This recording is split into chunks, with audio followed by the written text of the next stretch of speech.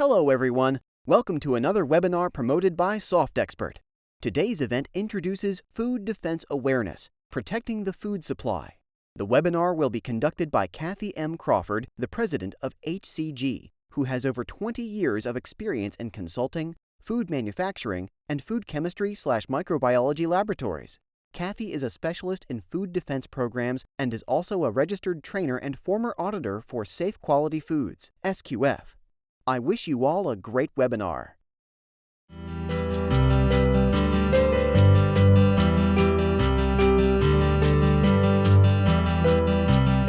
Hello, my name is Cathy Crawford. Welcome to this session on Food Defense Awareness Training for Protecting the Food Supply. We have a couple things to accomplish on our agenda today. First, we're going to go over some terms to make sure you understand how to communicate appropriately when talking about food defense or food fraud. We're going to talk about why this matters, and then we're going to go over some of the fundamentals of food defense, and then we'll also talk a little bit about new developments and trends in the industry. I'd like to give you a little bit of background about myself. I'm a Michigan State graduate. I have a master's degree in food safety, and the emphasis of my food safety program was on food law and food defense. Not too long after graduating from Michigan State, I joined the HACCP Consulting Group, and one of my first assignments was to work with the USDA Food Safety Inspection Service, or FSIS, in developing a generic food defense plan. And you can see the cover page of that food defense plan on the slide. If you do a quick Google search or any internet engine search for generic food defense plan, this will likely be one of the ones that you will find. And on the second page or so in the footer, it shows that it was developed by RTI as well as HACCP Consulting Group. I will caution you though, this is a very basic food defense plan, and I encourage you to use it as a starting point for your plan, but then seek to improve it. Also, if your company is certified through a Global Food Safety Initiative scheme, GFSI, then this plan will not necessarily meet the requirements of a third-party audit because it doesn't include a space for you to indicate in writing who's responsible for food defense. So please, you're welcome to use this as a plan to get yourself started if you don't have one, or to use it to examine as a template to enhance your current food defense plan. So let's get going. The first term that it's important that we understand is food defense. What is food defense? Food defense is a collective term that's used by the FDA as well as FSIS and other agencies that describes the activities we do to protect the food supply from intentional or deliberate attacks against the system. It encompasses other terms like bioterrorism, prevention, or even counterterrorism. And another term I didn't mention was biosecurity. Biosecurity is a little bit different. It has to do with protecting animals or crops from an illness or a disease moving from one crop to another or from one group of animals to another. So it's a little bit different from talking about bioterrorism, which is really the topic of food defense. Another important term, of course, is food fraud. Food fraud is a term that is used to talk about what we do to prevent deliberate actions, again, regarding substitution or falsification or tampering of products with an economically motivated gain in mind. So the important thing with that to distinguish from food defense and food fraud is that food defense has an intention of hurting others. Food fraud, the intention is economic gain. It's also known as economically motivated adulteration. If you're not familiar with that term, adulteration is not what married adults might do that they shouldn't be doing. Adulteration is simply a term used in the food industry to describe the contamination of food so that it's unfit for human consumption or it's illegal. So to put these terms in perspective a little bit, so this slide helps us put into perspective these terms of food safety, food defense, and now also food security. Food safety involves the things we do to prevent unintentional contamination of food. Food defense, as I mentioned earlier, involves things we do to prevent intentional attacks against our food system. In the center, it shows food security. Food security is quite different. The definition of food security, according to the World Health Organization, is having enough food to sustain a healthy living. And so this is not really related to food safety and food defense, it's more related to the food supply. Many people use the word food security when what they really mean is food defense. This also helps put the terms into perspective. If you look down the left-hand column, the words in green pertain to things we do to prevent unintentional or accidental contamination of food. We have food safety systems in place. We have food quality systems in place. The center column shows things that pertain to intentional attacks against the food system, and that includes food fraud and food defense. And on the right-hand side, in blue, it shows the motivations behind some of these things. If you look at the top column, usually the motivation for good food quality is economic. The better we maintain quality, the better we can sell a product or a service for a good price, and that's economic motivation. But with food fraud, it includes things that people might do illegally that damage quality. And in that second row, you can see the motivation is either help or harm of human beings. We implement food safety programs to help ensure people stay healthy, and food defense works against those who might cause harm to others. So why should we worry about this, and why do we need to do the training? Well, it's because the food supply is a very open target. When you compare it to other systems, like perhaps a bank or an airport or some other secure location, food companies, food manufacturers, and food in transit is often more open and more potentially subject to tampering. So that's why we need to train and develop our food defense systems. The other reason is because there have been prior incidents. One of the most famous ones happened in 1984 pertaining to salmonella. And this was when some salad bars were intentionally contaminated with salmonella in order to influence an election. There were also incidents in 2002 and in 2008 where Chinese food was intentionally contaminated. And in 2003, there was an incident in Michigan where a disgruntled employee added nicotine to ground beef to intentionally hurt others. And then more recently, there was an incident in Canada where metal was found in potatoes in 2014 and 2015. So it's really part of your job to be aware and to prevent incidents. It's part of your responsibility. So not too long ago, there was a Nielsen report that came out with the results of a survey. And they asked people, who is responsible for food safety? And this is what the answer was. 68% of the people polled said it is the food manufacturer. In most cases, the people, you watching this training, are from the manufacturing environment. So you can see your average consumer holds you responsible for food safety. The next question they asked the consumer was, who do you trust when there's a food safety incident? And here were their answers. First of all, they trust the media.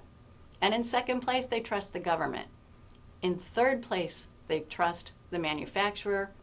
And in last place is the retailer. So you can see, if you are in the manufacturing industry, that you are held responsible, and yet the consumer doesn't trust you. This is part of why we need to develop stronger food defense and food fraud protection systems to increase trust with our customers, because increased trust usually means increased sales. So what can you do? You can't prevent every incident.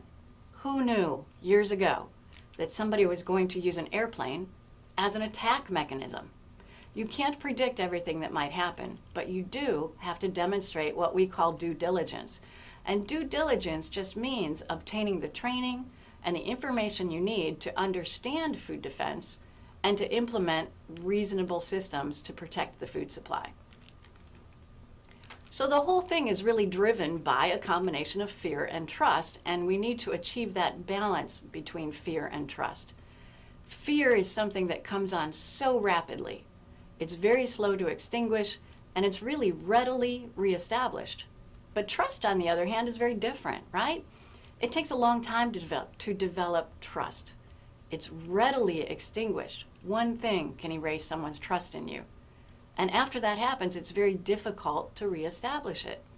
So the goal with developing strong systems is to balance a reasonable amount of fear with trust. A limited amount of fear is good. Fear is a useful response, so it's important to let it happen to a certain extent. It's automatic. It comes on pretty much right away. It's temporary. And it might be a small overreaction that needs some guidance, but it serves as a rehearsal and prepares us for what might happen or how we could appropriately respond should an incident occur. But overreactions are what we're trying to avoid. So reactions should be based on risk. Think about how you react to some perceived risk. You pause, and suddenly you become hyper vigilant, which means all your senses are on high alert. Think about walking into a spider web, and there's that instant, what I call the spider web dance. You are convinced that spider is on you or near you and it's out to get you, when in fact it's probably afraid of you too, and it's still on the branch in the tree or on the wall, but you have this overreaction because of very personalized perception of risk. And so sometimes our reactions are unnecessary, exaggerated, or premature because we don't understand the true risk. So what we try to do with the food defense system is ensure that we communicate risk to an acceptable level so consumers don't overreact, for example, by refusing to purchase your name brand of your product or your service. So we want to look at our current state versus the desired state. Where do you want to be in association with your food defense system and how well your consumers trust you? Look at the current state of your manufacturing process or your delivery of your service that you provide within the food industry, and think about threats and vulnerability based on your entire system. Ask yourself, when you look at the entire system, is my company being responsible? And ask yourself, what's the desired state? Where do we want to be compared to where we are today? The desired state really is that increased level of trust, and that's achieved by having a common understanding of risk and how you control that risk. You would have a defined system with implemented procedures where you're monitoring what you're doing and improving what you're doing. You would want to be able to show that your company is focused on areas that might be the greatest risk and that you thought about that. That's part of due diligence. You also want to show that you understand residual risk. What that means is we can never eliminate all risk in our lives. There will always be residual risk. The goal is, again, to balance fear and trust and communicate that to others. So risk communication is really what's key. When you think about the goal of terrorism, it's to create fear and to create a lack of trust in our infrastructure or in our food system. So communication is really what works to reduce the potential effectiveness of a terrorist attack. You want to combine communication to reduce the mystery, to reduce the fear, and to yield more trust. So isn't this all just old news? It's not. And I wanted to show you this picture as an example of how I know it's not. This is the front cover of a magazine that actually arrived at my house not too long ago. You can see it's a journal on combating weapons of mass destruction. And in that journal was a 3-part series about bioterrorism and biotoxins and how they could be used in food as well as in other ways to attack the American people. So it's very timely, very pertinent. It's not old news. And I remind you again about the incident I mentioned earlier in Canada. This wasn't very long ago. It was in October of 2015. There were 5 reports of metal being found in potatoes. That's not an accident. We're not talking about food safety. We're talking about food defense. And then there were 3 more incidents found in May, and that spurred a rather large recall of that product and damaged the name brand for that item from that farm. This is why we have to train and remind ourselves that food defense is real. We keep in mind the potential impacts of an attack on the food system. Primarily, as we said earlier, the terrorist's goal is to have a psychological impact on people so they no longer trust certain foods or certain products. There could be political impacts. There certainly will be financial impacts and brand damage. Several types of events are associated with terrorism. Terrorism in general includes chemical attacks, biological attacks, radiological, nuclear, or even explosive attacks. But in the food industry, we typically focus on chemical, biological, and physical threats, keeping in mind that the goal of terrorism is that psychological impact, that it will erode the sense of safety and security in our food supply. The characteristics of an event can vary quite a bit, but in general, it is an attack that is intended to hurt others. It's usually somewhat mysterious so that it can't be stopped quickly. It seems to be out of your control with not a well-defined beginning or end. The goal is permanent or catastrophic loss, and there aren't always routine sensory clues. Often attack agents will be colorless or odorless so that they can't be seen or discovered quickly. So who would do these kinds of things? Well, the usual suspects are criminals or extortionists, or what we might call subversives or terrorists. When I use the word terrorist, don't you think of someone from another country? Typically that's what we do, but it could be someone from our own country, someone not so obvious. For example, an angry employee. And they might not be angry at the company, they might be angry about something going on at home. But there are danger signs that we must watch for in people as well as in terms of protecting our food supply that could be associated with someone in your own company. It also could be a competitor or someone who has a mental illness. We've noticed in the news over the past few years significant and tragic events associated with mental illness. It's important to think about that as part of your food defense plan. So what kind of tactics might these aggressors use? Well, it's either going to be an inside attack or an outside attack. Insider compromise would be from within the company.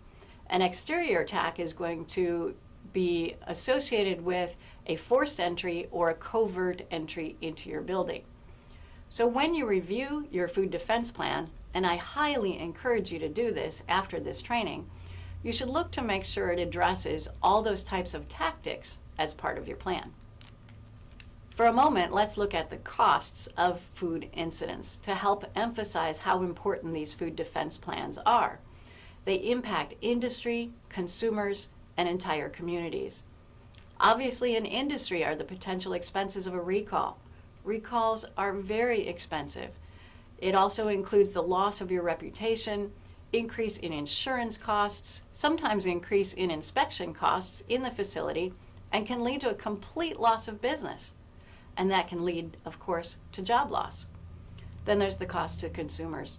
Those who are injured, those who are ill, those who might lose their jobs or have to handle in their lives the death of someone that they love because of these incidents. These are the motivations that we have to ensure our food defense programs are strong, well prepared, and tested. And then on a larger base, think about the cost to the entire community. There can be a strain on the healthcare system. There's loss of jobs when companies close down. And sometimes there are legislative and prosecution costs associated with an attack on the food supply. When developing your food defense plan, also keep in mind food fraud. Often these are two separate written plans, but they're related because they're both pertaining to intentional attacks on the system. The FDA refers to food fraud as economically motivated adulteration. And it says very clearly that this is a public health threat concern. So a responsible company will have a food fraud protection program in place. It's a subset of food defense, really, and sometimes also needs to be addressed in your food safety system if food fraud could be related to food safety. It's not always, but in some cases it is. So how do you know if you should be worried about food fraud or not? Food fraud is much more common in some foods compared to others. You can see on this chart from Food Safety magazine the most common foods that are associated with food fraud in the United States. And the top 3 include olive oil, milk, and honey. There are multiple types of food fraud associated with these foods as well as other foods, and you can see them here on this slide. First, there's counterfeiting. For example, having a misbranded chocolate bar where the name of the product is slightly different, but not the same as the original brand, hoping to command a certain price, remembering that the motivation for food fraud is economic. There's also dilution, and the example here is where you might dilute one type of juice with a cheaper, less expensive type of juice and not declare that on the label. You can see two of these are in red on this diagram. One is concealment, and the other is unapproved enhancements. And that's because the examples that I show here are not only food fraud, but they're also food safety concerns. Under concealment is the example of salmonella in peanut butter. There was a case in the United States not too long ago where a company was aware of salmonella in peanut butter but did not inform the public. That's concealment, that's food fraud, but it's also food safety because people did get sick. And then there's unapproved enhancements, and this was the case where melamine was added to increase the protein content to add value to milk products, and this also caused illnesses. So it was a food safety issue as well as a food fraud issue. The other two types of food fraud include mislabeling or substitutions. In either case, food fraud is a misrepresentation of a food in order to make money. So both food fraud and food defense plans need to be in place to counter the risk that is out there from the types of aggressors and the types of contamination that can occur. You want to use these plans to reduce denial that it could happen. You have to face that, consider that potential fear and address it to increase confidence within your own company as well as confidence between you and your customer. You want to ensure you have an appropriate response should something happen, that you're ready and prepared to make the right decisions. You also want to make sure that food defense is addressed separately from your food safety plan. They really don't belong together. Food fraud sometimes is part of food safety, but not always. Food fraud and food defense plans should never be standardized. You can find sample plans on the internet, like the one I showed you at the beginning of the presentation, but every plan needs to be tailored to the specific threats and the specific vulnerabilities associated with your facility, your product, or your service. And the final thing here to note is that it's important to have a functional plan. You don't want to just develop a plan and put it on a shelf so that you can show it to an auditor or a regulator or a customer. A plan needs to be functional. According to the USDA FSIS, there are 4 elements to a functional plan. First, it has to be developed in writing, and then it needs to be implemented. So the things that you put in your plan, make sure you do them, and then test them to make sure they're effective. And then it's important to maintain the plan. Test it once in a while, revise it when you learn something new, and make sure it remains in place and effective. FSMA, or the Food Safety Modernization Act, also addresses food defense, and so this further emphasizes the importance of this training and maintaining an active food defense plan for your company. FSMA identified 4 key areas and 7 expectations for your food defense plan. The areas are listed here, and they include bulk liquid receiving and loading, liquid storage and handling, secondary ingredient handling, and mixing, because it was identified through studies that these are the areas of greatest vulnerability in the food supply. So if your activities include these, make sure you address them in your food defense plan. The expectations that FSMA has for a food defense plan include what's mentioned here. First of all, you should have actionable process steps. State what you will do, how often, and where in your process that activity occurs to help protect the food. Your activities should be focused based on risk. No company can implement every recommended food defense suggestion. It's every company's responsibility to determine what procedures or mitigation strategies make sense for you and to implement those procedures. Once those are implemented, you need to monitor them to make sure it's happening as you expect it to happen, and if it's not, have procedures in place to fix or correct what was going on. You should verify that the program is working at least annually. Include in your program training, such as what we're doing today, and have records to prove that you're doing the right thing to maintain an effective food defense plan to protect our food. So the first step in developing a plan, if you have not already done so, is an assessment. Remember, we talked about the current state versus the desired state? You want to look at where you are today. And this involves doing a threat assessment, vulnerability assessment, or risk assessment.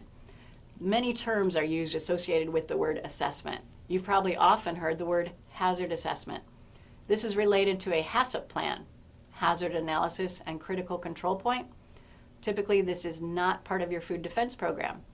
But you might have heard of a threat assessment, a vulnerability assessment, or a risk assessment. These are associated with food defense. So let's look at some of those terms. An asset is something that you protect. It could be your product, it could be your equipment, it could be your personnel. It's all those things that go into your service or your product that's related to what you do within the food industry. A threat is what causes a decrease in value of that asset. It could be almost anything. A vulnerability is a weakness or a gap in your system that allows that threat to take effect. And so risk is really a combination of all those things. It's the threat to your assets and how vulnerable you may be to that threat. And then you combine that with the likelihood or severity of what might happen based on potential terrorist attacks and the different tactics that terrorists can use to attack the food supply. So within the food industry, there are certain vulnerabilities associated with the food system. Vulnerabilities come from exposed commodities, things that are open to the environment and easily accessible, such as crops and agricultural commodities. They also arise from increased concentrations of anything, large groups of livestock or poultry, or large volumes of food all in one place indicate an increased vulnerability. There's also vulnerability created by the fact that you may have a well-known name brand. Remember, the goal of a terrorist is to achieve attention and to reduce people's trust in something that they believe in. It takes years and a lot of effort to build up a name brand.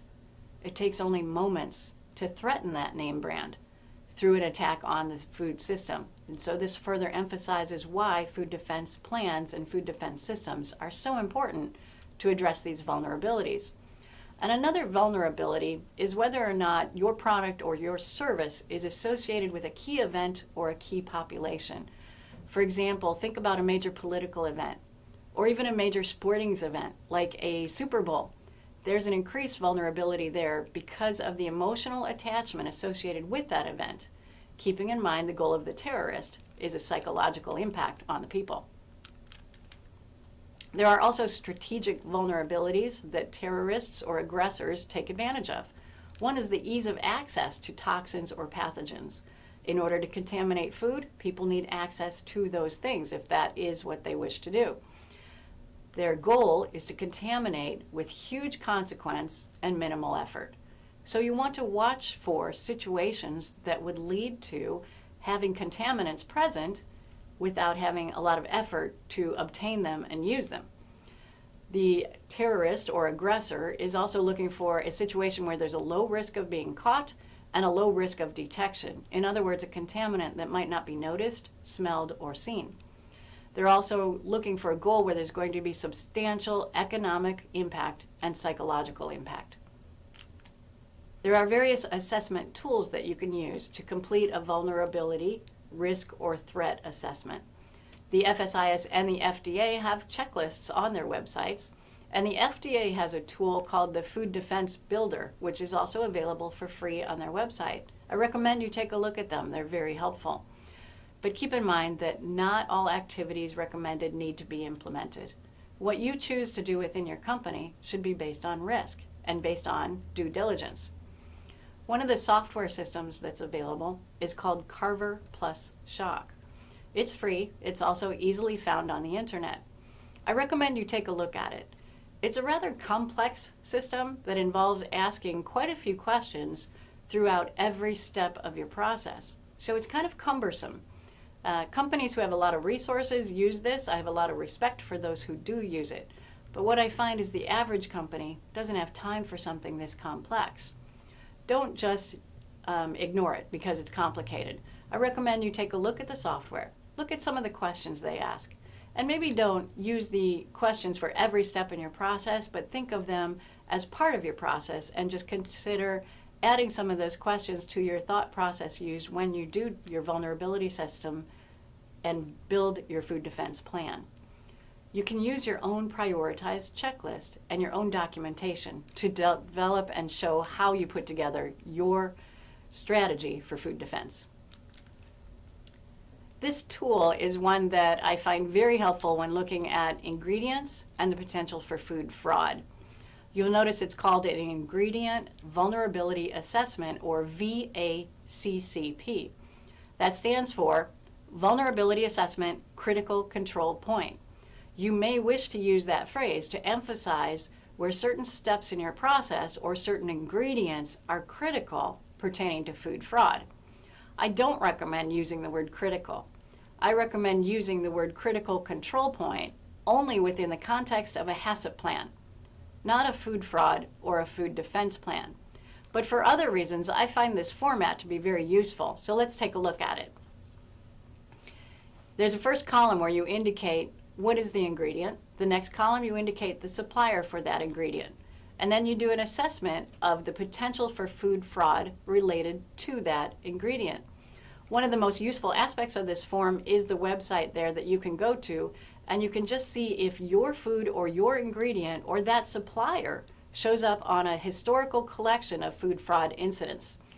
Based on that, you can evaluate the potential for risk for food fraud and indicate whether or not in your own system you need to take more close examination of that product or that supplier on a routine basis to prevent fraud. So in looking at food defense and food fraud, you want to look at your entire system as having multiple layers. First, there's physical security. Notice I did not say food security, which has to do with having enough food. Physical security is having that fence around your building or around your parking lot, or having locked doors. And then the next layer is personnel security, making sure that the people who are in and around your food handling, food processing, or food transport environment are people that you trust by doing background checks or by identifying the difference between employees and visitors. Inside of that is operational security, protecting the actual operations of what you do day to day. Sensitive areas of your operation should be locked and have limited access. For example, access to control panels or utility systems needs to be controlled. And in the center of all this is the protection of your product and your process from those intentional attacks. There are several areas to consider when it comes to your food defense plan. There's inside and outside your facility, storage, shipping and receiving, your entire operations as a general concept, your contact list, which needs to be in place to respond to a food defense concern, your hold tag or product retention program, and your product recall program. So when thinking about inside and outside your facility, we're basically talking about security.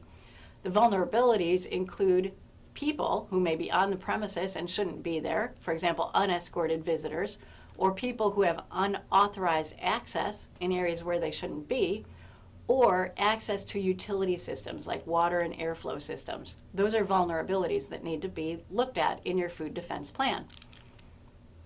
So what you can do for preventive measures can be very simple. Have checkpoints or badges.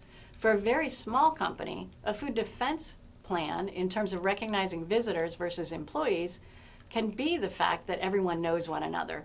And that's okay when you're a small plant or a small company. But as you grow, it becomes more and more important to distinguish between who should be on the premises and who shouldn't.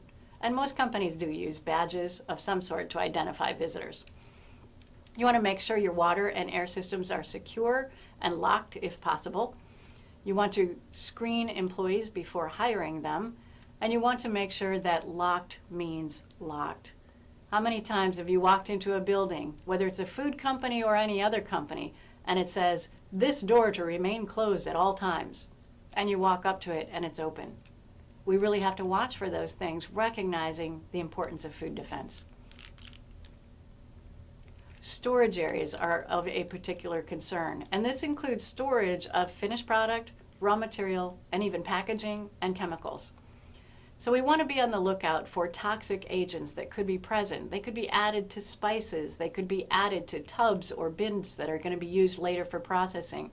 They could be even added to cleaners. Imagine if some sort of toxin was added to a cleaning or sanitizing agent that you use, and you unknowingly spread that throughout your facility. This is why we need to protect and watch and inspect our storage areas. The other reason storage areas can be a concern is because they're generally quiet and not usually frequently visited by supervisors. So it's a place where someone could store or stage something and use it to cause harm later. Potential preventive measures we can use for our storage areas include simple measures like locking the area and limiting the number of individuals who have keys. You want to ensure appropriate lighting and rotation of materials, which means move things occasionally so they don't get forgotten in a back corner of some storage area. It's also important to maintain an inventory, to know what you have. A sudden appearance of an extra volume of chemical isn't necessarily a good thing if you don't know where it came from. The sudden disappearance of something that could be toxic or hazardous should be a concern and elevated to senior management if necessary to ensure there isn't a threat to your food supply or the product or services that you sell. So always check inventory and always also examine the integrity of packaging, watching out for tampering incidents. Another area we look at in our food defense program is shipping and receiving. Possible vulnerabilities include unscheduled deliveries or drop shipments, or products that are shipped in unsecured trucks or tanks, or multiple deliveries that come from one tank. Measures that can be used to address those vulnerabilities include using only recognized vendors, have an approved supplier list, and post it or make it available at your shipping and receiving dock so that those who perform those functions know who to expect in terms of shipments, vendors, and items that are being brought to your facility. It helps to only accept scheduled deliveries and to require tamper-evident seals, not only on trucks that open typically for delivery of dry goods and refrigerated goods, but also on bulk shipments. Have a seal on the truck and also ensure that the connections, the hoses, the gauges, and seals used to connect to a bulk tank also are secure and certified as having been cleaned before being used for your delivery. Drivers should be trained or potentially certified if that's a requirement within your company. And I also recommend that you monitor the rules for sanitary transportation laws. The Food Safety Modernization Act includes regulations for sanitary transportation, and within that regulation is a recommendation for 4 hours of training for drivers who handle food, certain foods. I would recommend that as part of your food defense plan, you ask for evidence of that training. Another area that's related to your food defense plan, but is often a separate document, is your hold tag procedure and your recall procedure. Make sure those are well defined so that you know whose job it is to put something on hold or take it off hold. Make sure everyone knows what a hold tag looks like and what it's for, so that when there is possibly something suspicious, it can be segregated and identified and it won't be accidentally used. In general, when I think about hold tag programs, emergency response programs, or recall programs, I think about all these words that you see on the slide that start with the letter P. In order to protect the food supply and to protect others when it comes to a crisis of any sort, you want to do these things in this order. Protect the people, protect the product, protect the process, and protect your property. All of those are essential elements of any crisis plan and should be incorporated in your food defense plan as well. So in general, your responsibility is to be aware of food defense. Understand the concerns that there are aggressors who might use toxins or bacteria or chemicals to harm others through the food supply. So make sure your training stays refreshed so you stay aware of those concerns. You want to decrease vulnerabilities within your own company by thinking about them through that vulnerability assessment and then setting priorities and taking measures to reduce the chances of an incident. You want to identify your possible risks and encourage vigilance. have that food defense plan and food fraud plan written and implemented, and then verify and validate, and every year try to improve upon that plan. Really, the goal is to foster that culture of care with an appropriate level of fear that leads to the right response, that protects others and increases trust in our food supply. It's important to continually monitor for risk. We want to build what I call the unattended baggage culture. As a member of the HACCP Consulting Group, I travel a lot. Our group has worked in over 40 countries and most of the states in the United States. So all of the consultants in HCG have seen a lot of airports. And we spend a lot of time in the airport on our way to visit our clients. And of course, while you're there, you hear that announcement that unattended baggage is not safe and needs to be reported. Now, you don't expect to see a suitcase in a food plant or near a food transportation operation.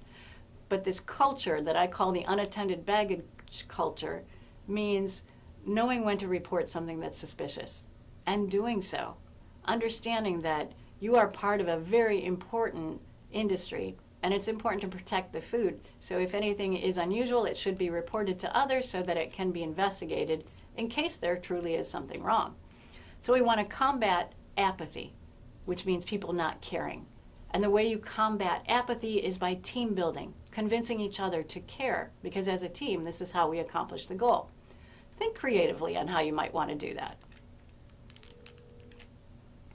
Each company has their own plan. It should be specific to their process, their operation, their product, or their service that they offer. Go ahead and read that plan if you haven't done so already, and include that as part of your annual refresher training for food defense and food fraud. It's important to read it, know who's approved it, know who's responsible for implementing that plan. It's really much more than senior management who is responsible for food defense. Everyone needs to be part of the food defense system. I bring up this particular topic of responsibility and due diligence, not to scare anyone, but to emphasize the importance that everyone takes part in doing the right thing. Late in 2015, in September, this memo came out from the Department of Justice emphasizing that individuals should be held responsible. Individuals should be held responsible when corporate wrongdoing is being investigated. And this is the quote from that memo. It said, "One of the most effective ways to combat corporate misconduct is by seeking accountability from the individuals who perpetrated the wrongdoing." So that means when something goes wrong, if your company didn't do the right thing, it's not necessarily just the owner who could be at fault. Each individual participates to doing the right thing, and each individual is responsible. So do take the time to review your food defense plan and make sure that it's tested at least once per year. Third-party audits require that testing, but even if they didn't, it's important to do. I understand. I worked in industry. I know. Day-to-day living gets in the way of taking time to think about what if something goes wrong. Because small things go wrong fairly often. We don't have time to think about what if something big went wrong. Please take the time to test your system, understanding how devastating it could be to have an attack on our food supply. And when you do take the time to test your system, make sure the test isn't too easy. I've seen companies who say they test their food defense plan simply by confirming some of the phone numbers on their contact list are accurate. Well, that's important, and that's good. But I do think occasionally you can and should do more. Remember the purpose of the test. It's not just to get a point on an audit. It's to maintain your system. It's to improve your system. It's to make sure that you can protect the food supply. So there's various testing tools that are available. FSIS has a testing tool that's available free online. If you just look for the FSIS Scenario-Based Food Defense Tool, you will find several options that indicate they're applicable to the meat and poultry industry. But I find they would be helpful to anyone who works in the food industry. It's basically a 30-minute PowerPoint presentation that you walk through with your food defense or your crisis management team within your own company. And it leads you through a series of questions that's a what-if type scenario. It's a great tool to think about what would happen if something went wrong and how prepared you might be to handle that type of situation. It directly leads to discussions that will improve your food defense plan, potentially improve your food fraud plan, and improve your recall plan. So in summary, although food defense attacks are not likely, they could be catastrophic. That's why this is so important.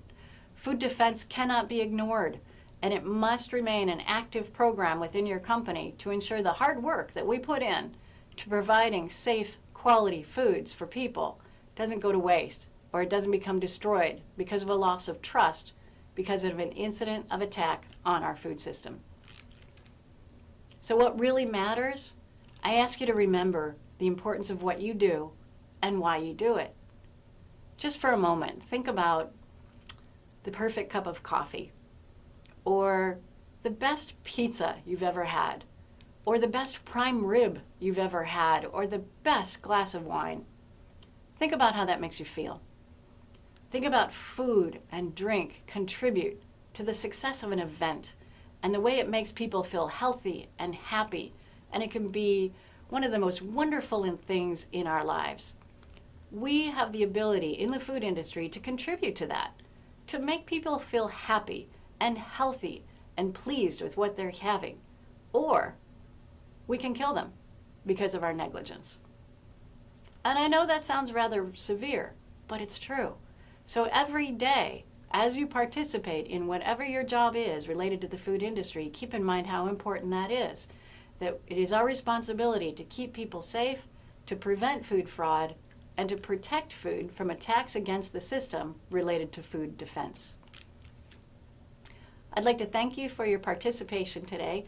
If you have questions about food defense, food fraud, or other food safety related issues, please feel free to reach out to me. Again, my name's Cathy Crawford, and I can be reached through the HACCP Consulting Group's website, which is shown here, and the email address info@haccpcg.com.